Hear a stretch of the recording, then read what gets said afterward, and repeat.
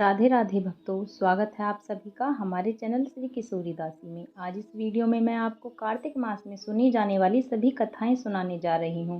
आप सभी से विनती है कि कथा सुनने के साथ साथ बीच बीच में हुंकारे भी भरिएगा, क्योंकि ऐसा कहते हैं कि कोई भी कथा जब हम कहते हैं सुनते हैं तो हुंकारे भरने वाले को ही उसका फल मिलता है। चलिए तो अब कथा शुरू करते हैं। गणेश जी की कथा। एक बुढ़िया माई थी, मिट्टी के गणेश जी की पूजा करती थी। रोज बनाए रोज गल जाए। एक सेठ का मकान बन रहा था। वो बोली, पत्थर का गणेश बना दो। मिस्त्री बोले, जितने हम तेरा पत्थर का गणेश गढ़ेंगे उतने में हम अपनी दीवार न चिनेंगे। बुढ़िया बोली, राम करे तुम्हारी दीवार टेढ़ी हो जाए। अब उनकी दीवार टेढ़ी हो गई। वो चिने और ढा देवे, चिने और ढा देवे। इस तरह करते करते शाम हो गई। शाम को सेठ आया। उसने कहा, आज तुमने कुछ भी नहीं किया। वो कहने लगे कि एक बुढ़िया आई थी, वो कह रही थी कि मेरे पत्थर के गणेश गढ़ दो। हमने नहीं गढ़ा तो उसने कहा कि तुम्हारी दीवार टेढ़ी हो जाए। सेठ ने बुढ़िया बुलवाई और सेठ ने कहा, हम तेरे सोने का गणेश गढ़ा देंगे, हमारी दीवार सीधी कर दो। सेठ ने बुढ़िया को सोने का गणेश गढ़ा दिया। सेठ की दीवार सीधी हो गई। जैसे सेठ की दीवार सीधी की वैसे सबकी करना। कहते सुनते हुंकारा भरते का। लक्ष्मी माता की कथा। एक ब्राह्मण था, रोज पीपल में जल चढ़ाने जाता था। पीपल में से एक लड़की कहती, पिताजी मैं तेरे साथ चलूंगी। ब्राह्मण सूखने लगा। ब्राह्मणी बोली, क्यों सूखे जाते हो? ब्राह्मण बोला, पीपल में से एक लड़की कहती है, पिताजी मैं तेरे साथ चलूंगी। बोली, कल ले आना, जहाँ 6 लड़की हैं वहाँ 7वीं भी सही। दूसरे दिन ले आया। उस दिन आटा मांगने गया तो थैला भर भर के मिला। आटा छानने लगी। बोली, माँ मैं छानूंगी। ना बेटी पावनी, बेटी धूली धूली हो जाएगी। ना माँ मैं ही छानूंगी। उसने छाना, परात भर गई। खाना बनाने लगी, तब भी बोली, माँ खाना मैं बनाऊंगी। माँ बोली, ना बेटी उंगली जल जाएगी। ना माँ मैं ही बनाऊंगी। रसोई में गई, 36 प्रकार के भोजन बनाए, सबको पेट भर भर के खिला दिया। और दिन तो भूखे रह जाते थे, उस दिन पेट भर भर के खाया। आया भाई, जीजी मुझे तो भूख लगी है, रोटी खाऊंगा। बहन सूखने लगी। बहन, सबने खा लिया, अब कहाँ से खिलाऊंगी? बेटी बोली, माँ क्या बात है, तेरा मामा आया है बेटी, खाना खाएगा। वो रसोई में गई, 36 प्रकार के भोजन बनाए, लाकर मामा को जिमा दिया। जीजी ऐसा भोजन कभी नहीं खाया जैसा आज खाया है। भाई तेरी पावनी भांजी है, उसने बनाया है। मामा खा के चला गया। शाम हुई। बोली, माँ चौका लगा के चौका का दीवा जला दियो, कोठे में सोऊंगी। ना बेटी तू डर जाएगी। ना माँ कोठे में ही सोऊंगी। कोठे में सो गई। आधी रात को उठी, चारों तरफ आंख घुमाई, धन ही धन हो गया। जाने लगी। बाहर बाहर बूढ़ा ब्राह्मण सो रहा था।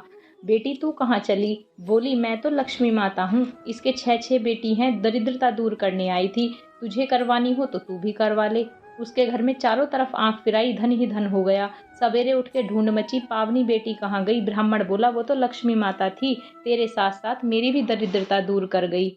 ऐसे लक्ष्मी माता ने उसकी दरिद्रता दूर करी, वैसी सबकी करना। कहते सुनते हुंकारा भरते का। नितनेम बाबा सीता माता की कथा। राम आए लक्ष्मण आए, देश के पुजारी आए, नितनेम का नेम लाए। आओ राम बैठो राम, माखन मिश्री खाओ राम, दूध पतासा पियो राम, सूत के पालक पोठो राम, शाल दुसाला ओढ़ो राम।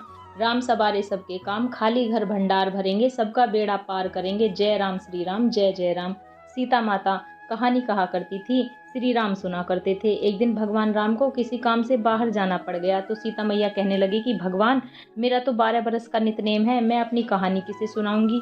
भगवान बोले, ऐसा करियो, कुएं की पाल पर जाकर बैठ जाइयो, औरतें पानी भरने आएंगी तो तेरी कहानी भी सुन लेंगी। बोली, अच्छा।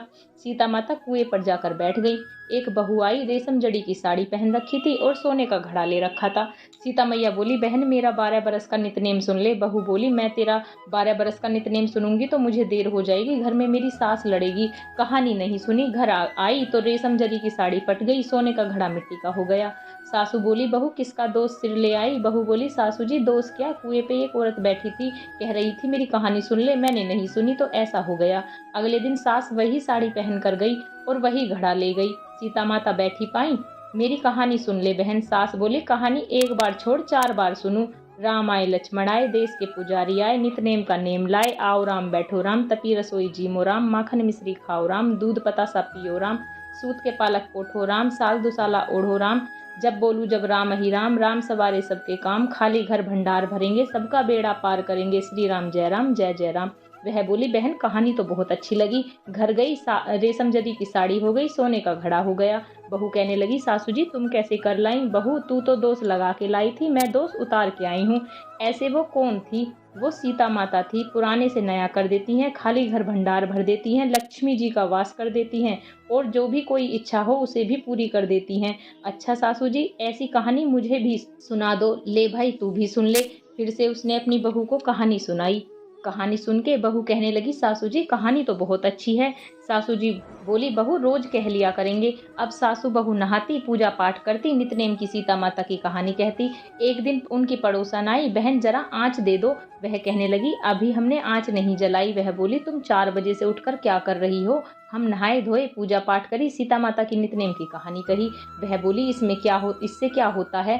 बोली सीता माता की कहानी कहने से अटूट भंडार भरते हैं, सारे कार्य सिद्ध हो जाते हैं। पड़ोसन बोली बहन ऐसी कहानी तो मुझे भी सुना दो। वह बोली ले भाई तू भी सुन ले।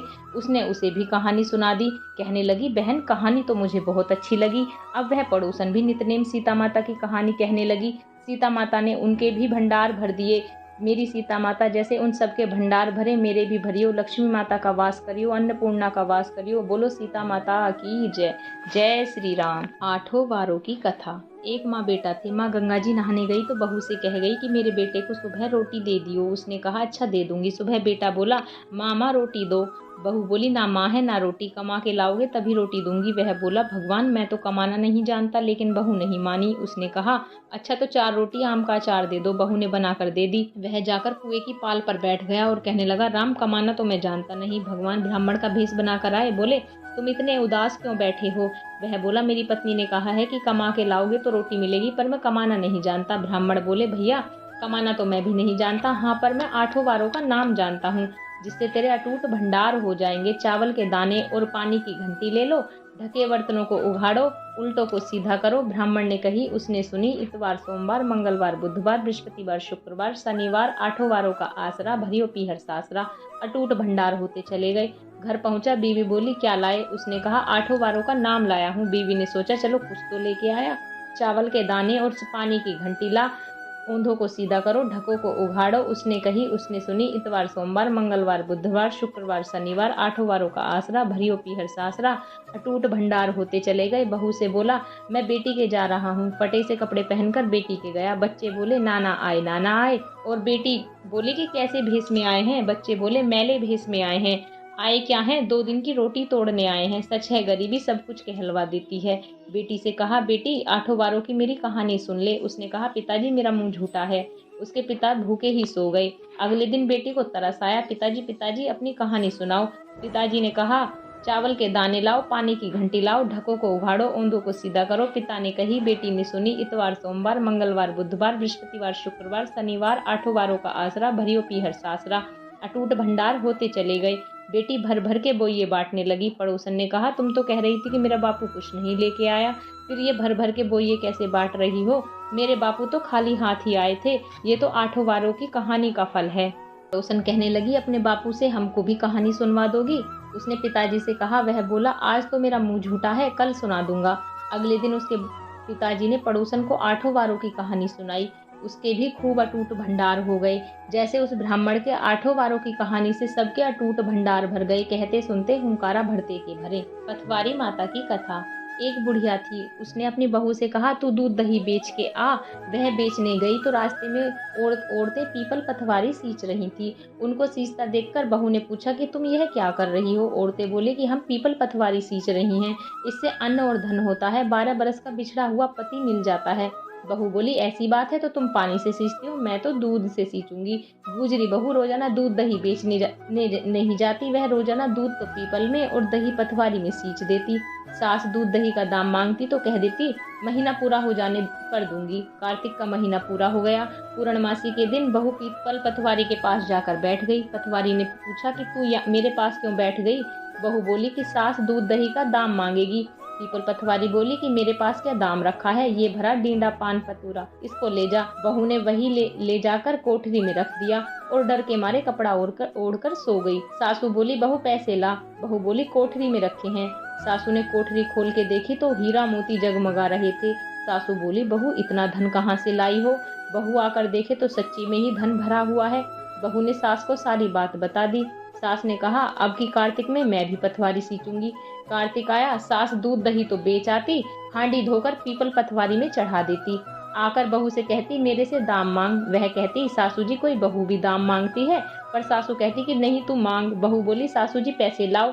तो वह भी पीपल पथवारी के पास जाकर बैठ गई। पीपल पथवारी ने सास को पान पतूरा भरा डीडा दे दिया। उसने ले जाकर कोठरी में रख दिया। बहू ने खोलकर देखा तो उसमें कीड़े मकोड़े बिलबिला रहे हैं। बहू ने कहा, सासू जी ये क्या है? सास ने आकर देखा और बोलने लगी, पीपल पथवारी तो बड़ी दोगली पटपीटन है, इसको तो धन दिया, मुझको कीड़ा मकोड़ा दिया। तब सब कोई बोलने लगे कि बहू तो सत की भूखी सींचे थी, तुम तो धन की भूखी हो। हे पथवारी माता, जैसे बहू को दिया वैसे सबको दियो, जैसे सास को दिया वैसे किसी को ना दियो। कार्तिक स्नान की कथा। किसी गांव में एक बुजुर्ग महिला रहती थी। वह कार्तिक मास का व्रत रखा करती थी। उसके व्रत खोलने के समय पर भगवान श्री कृष्ण आते और खिचड़ी का कटोरा रखकर चले जाते। बुजुर्ग महिला के पड़ोस में एक औरत रहती थी। वह बुजुर्ग महिला को देखकर ईर्ष्या करती थी कि इसका कोई नहीं है, फिर भी इसे खाने के लिए खिचड़ी तो मिल ही जाती है। एक दिन कार्तिक महीने का स्नान करने बुजुर्ग महिला गंगा नदी पर गई। पीछे से भगवान कृष्ण उनके लिए खिचड़ी रख गए। पड़ोसन ने जब खिचड़ी का कटोरा रखा देखा तो वह कटोरा उठाकर घर के पीछे फेंक आई। कार्तिक स्नान के बाद बुजुर्ग महिला ने घर आकर देखा कि आज खिचड़ी का कटोरा नहीं है, वह भूखी ही रह गई। पड़ोसन ने जहाँ खिचड़ी गिराई थी वहाँ एक पौधा उगा जिसमें 2 फूल खिले। एक बार एक राजा उस नगर से निकला तो उसकी नजर उन दोनों फूलों पर पड़ी। वो उन्हें तोड़कर घर ले आया। घर आकर उसने वह फूल अपनी रानी को दिए, जिन्हें सूंघने पर रानी गर्भवती हो गई। कुछ समय के बाद रानी ने 2 पुत्रों को जन्म दिया। वह दोनों जब बड़े हो गए तो वह किसी से भी बोलते नहीं थे, लेकिन जब वह दोनों शिकार पर जाते थे तब रास्ते में उन्हें वही महिला मिलती जो अभी भी यही कहती थी कि कहाँ गई मेरी खिचड़ी, कहाँ गया मेरा कटोरा। बुजुर्ग महिला की बात सुनकर वह दोनों कहते कि हम ही हैं तेरी खिचड़ी, हम ही हैं तेरा कटोरा। हर बार वह शिकार पर जाते तो बुजुर्ग महिला यही बात कहती और वो दोनों भी उसे वही उत्तर देते। एक बार राजा को ये बात पता चली, उसे बड़ा आश्चर्य हुआ कि दोनों पुत्र किसी से नहीं बोलते, तो इस बुजुर्ग महिला से कैसे बात करते हैं। राजा ने बुजुर्ग महिला को राजमहल बुलवाया और कहा कि हमारे पुत्र हमसे बात नहीं करते हैं तो तुमसे कैसे बोलते हैं। बुजुर्ग महिला ने कहा कि मुझे नहीं पता कि ये कैसे मुझसे बोल लेते हैं। मैं तो कार्तिक का व्रत करती थी और भगवान कृष्ण मुझे खिचड़ी का कटोरा भर के दे जाते थे। एक दिन मैं कार्तिक स्नान कर वापस आई तो मुझे वह खिचड़ी नहीं मिली। जब मैं कहने लगी कि कहाँ मेरी खिचड़ी, कहाँ गया मेरा कटोरा, तब इन दोनों लड़कों ने कहा कि तुम्हारी पड़ोसन ने तुम्हारी खिचड़ी फेंक दी थी तो उसके 2 फूल बन गए थे। वह फूल राजा तोड़कर ले गया और रानी ने उन्हें सूंघा तो पुत्रों का जन्म हुआ। हमें भगवान ने तुम्हारे लिए ही भेजा है। सारी बात सुनकर राजा ने बुजुर्ग महिला को महल में ही रहने का आदेश दिया। हे कार्तिक महाराज, जैसे आपने बुजुर्ग महिला की बात सुनी वैसे ही आपका व्रत करने वालों की भी सुनना। इल्ली और धुनिया की कथा।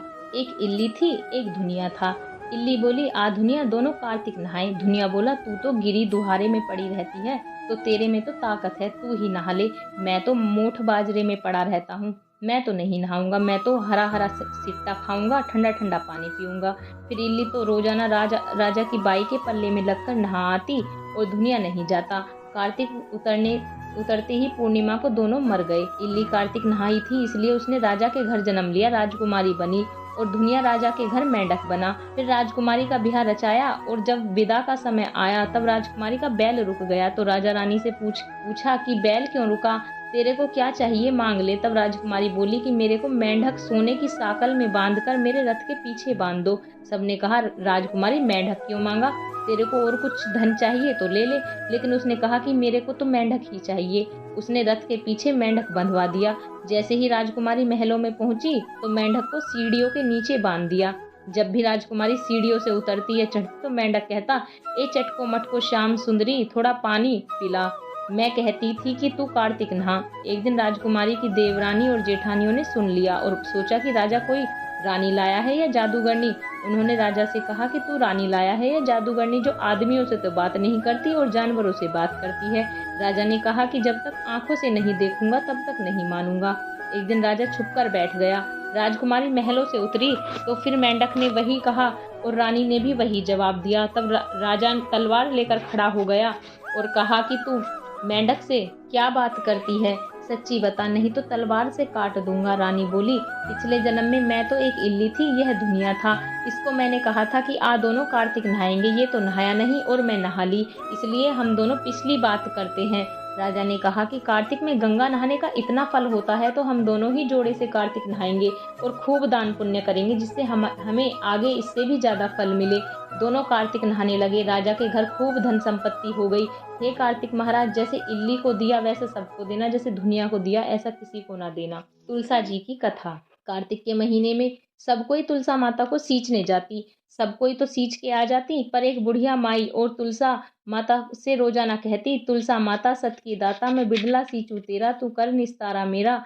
तुलसी माता अड़ुआ दे लड़ुआ दे, पीताम्बर की धोती दे, मीठा मीठा गिलास दे, वैकुंठ का वास दे, चटके की चाल दे, पटके की मोद दे, चंदन का काट दे, झालर की झिलकार दे, साई का राज दे, दाल भात का जीवन दे, ग्यारस का दिन दे, कृष्ण का कंधा दे। इतनी बात सुनकर तुलसा माता सूखने लगी। भगवान ने पूछा कि तुम्हारी तो पास तो इतनी औरतें आती हैं, तुम्हें जिमावे गावे तो भी तुम कैसे सूखने लगी। तुलसा माता ने कहा कि एक बुढ़िया माई आती है जो रोजाना इतनी बात कह कर जाती है। मैं और तो सब कुछ दे दूंगी, पर उसे कृष्ण जी का कंधा कहाँ से दूंगी। थोड़े दिन बाद बुढ़िया माई मर गई। सब कोई उसको उठाने लगे, पर वह इतनी भारी हो गई कि उठे ही नहीं। सब कोई कहने लगे, पाप घाट की माला फेरती थी जिससे इतनी भारी हो गई है। भगवान बूढ़े ब्राह्मण का रूप धारण करके आए। सबसे पूछने लगे कि भाई इतनी भीड़ क्यों हो रही है। सब बोले, एक बुढ़िया मर गई है, पापनी थी इसलिए किसी से नहीं उठती। तब भगवान बोले कि इसके कान में मुझे एक बात कहनी है, वो मुझे कहने दो, तब ये उठ जाएगी। सबने कहा, ले भाई तू भी अपने मन की निकाल ले। भगवान ने जाकर उसके कान में कहा, बुढ़िया माई तू बिड़ला सींचे मेरा, मैं करूँ निस्तारा तेरा। बुढ़िया माई अड़ुआ ले गड़ुआ ले, पीताम्बर की धोती ले, मीठा मीठा ग्रास ले, वैकुंठ का वास ले, चटके की चाल ले, पटके की मोत ले, चंदन का काट ले, झालर की झलकार ले, साई का राज ले, दाल भात का जीवन ले, कृष्ण का कंधा ले। इतना सुनते ही बुढ़िया माई हल्की हो गई। भगवान कंधे पर ले गए, उसकी मुक्ति हो गई। हे तुलसा माता, जैसे उसकी मुक्ति करी ऐसी हमारी करियो, जैसे उसको कंधा दिया वैसे सबको दियो। गंगा जमुना की कथा। एक गंगा थी, एक जमुना थी। दोनों बहनें एक साहूकार के खेत में से जा रही थी। जमुना ने 12 दाने जौ के खेत में से तोड़ लिए। गंगा बोली कि बहन ये तो चोरी हो गई, तुझे तो पाप लग गया। जमुना बोली कि अब वह कैसे उतरेगा। गंगा बोली कि तुझे 12 बरस साहूकार के यहाँ नौकरी करनी पड़ेगी, जब ये तेरा पाप उतरेगा। जमुना साहूकार के यहाँ गई, बोली मुझे नौकर रख लो, 4 काम छोड़ के तुम्हारे सारे काम कर दूंगी।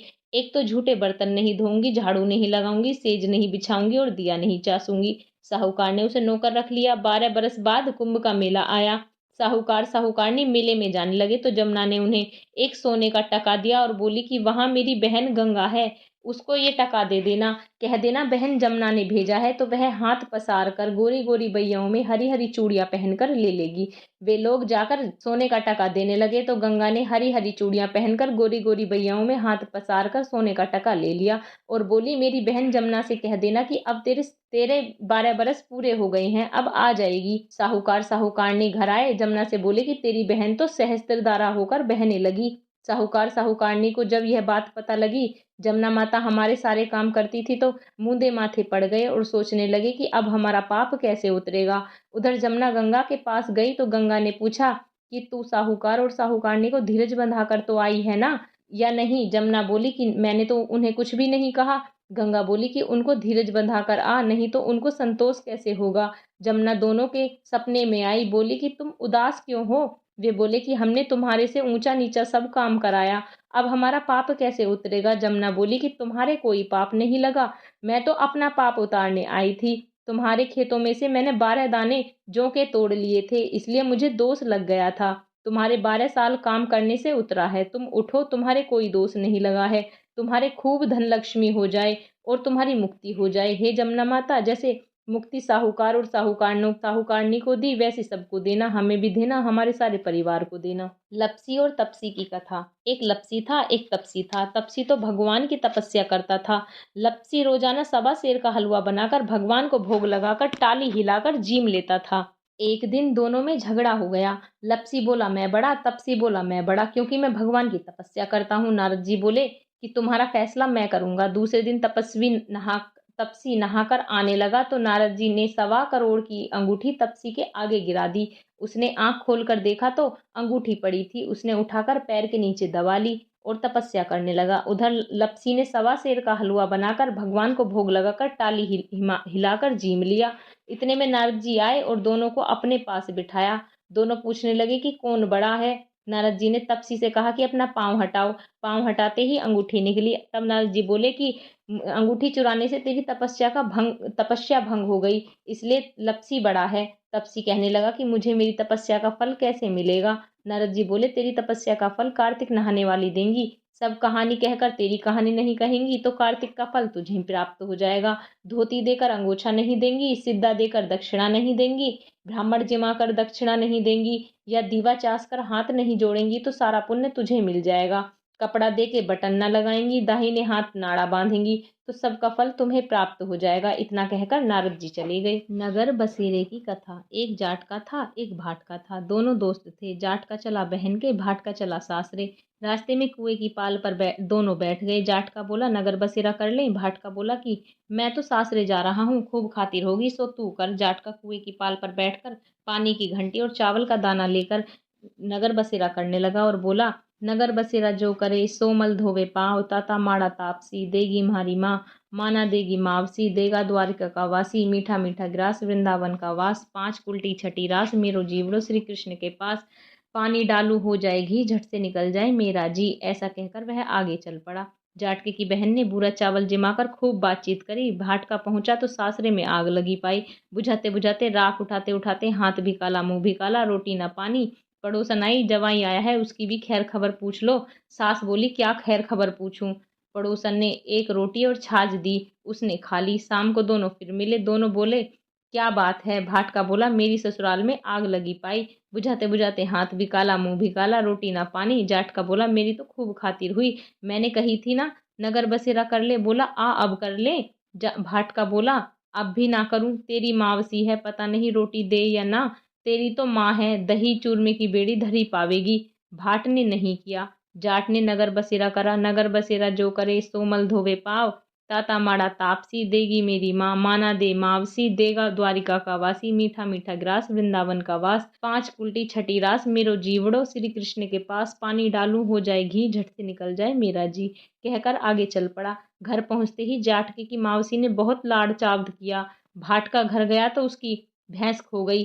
बाप बाप एक लाठी धरे एक उठावे। बोला कि ससुराल गया तो आग लगा दी, यहाँ आया तो भैंस खो दी। पहले भैंस खोज कर ला तभी रोटी पानी मिलेगी। सारा दिन हो गया ढूंढते ढूंढते पर भैंस नहीं मिली। बाजार में दोनों फिर मिले तो जाट ने पूछा क्या खबर है। भाट का बोला कि आते ही मेरे पिताजी की भैंस खो गई, उसे दिन से ढूंढ रहा हूँ, रोटियों का ठिकाना नहीं। जाट का बोला मैंने पहले ही कहा था नगर बसेरा कर ले। भाट का बोला कि तेरे नगर बसेरे में इतना गुण है तो आ अब कर लें। दोनों नगर बसेरा करने लगे। नगर बसेरा जो करे सोमल धोवे पाँव, ताता माड़ा तापसी देगी मेरी माँ, माना दे मावसी, देगा द्वारिका का वासी, मीठा मीठा ग्रास वृंदावन का बास, पांच उल्टी छठी रास मेरो जीवड़ो श्री कृष्ण के पास, डालू पानी हो जाए घी झट से निकल जाए मेरा जी। उन्होंने नगर बसेरा किया तो आगे चला तो रास्ते में भैंस मिल गई। लेकर घर गया। माँ बोली लड़के को आते ही निकाल दिया, सारा दिन हो गया भूखा मरता मरता। उसको खूब अच्छी तरह जिमाया। उन्होंने सारी नगरी में ढिंडोरा पिटवा दिया कि सब कोई कार्तिक में और पीहर सासरे में आते जाते नगर बसेरा करे। यहीं पर कार्तिक मास की सभी कथाएं समाप्त होती हैं। यदि आपको हमारी वीडियो अच्छी लगी हो तो हमको लाइक करें, चैनल को सब्सक्राइब करें और बेल आइकन को दबाना ना भूलें, जिससे हमारी वीडियो की नोटिफिकेशन आपको मिलती रहे। राधे राधे।